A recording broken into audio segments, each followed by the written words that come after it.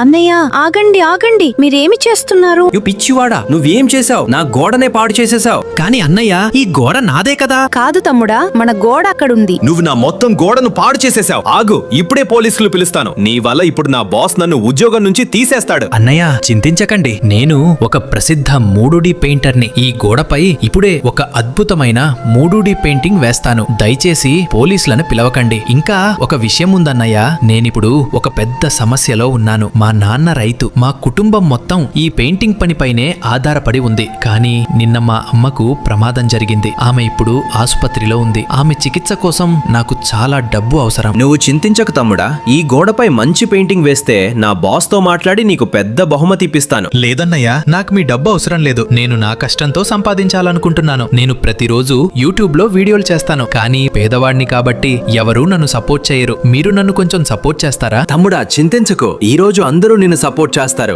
ఎందుకంటే ఇప్పుడు ఈ వీడియో చూస్తున్న అబ్బాయిలు అమ్మాయిలు చాలా మంచి మనసున్నవారు. నువ్వు చూడు, వారు వీడియోకు లైక్ చేస్తారు, ఛానల్ ను సబ్స్క్రైబ్ చేస్తారు, అలాగే తమ అమ్మ దీర్ఘాయుషు కోసం కామెంట్ లో ఒక ఎర్రగుండె పెడతారు. థ్యాంక్ యూ అన్నయ్య. చూడండి, మీ 3D పెయింటింగ్ సిద్ధమైంది. వావ్ తమ్ముడా, ఇది నిజంగా అద్భుతమైన పెయింటింగ్.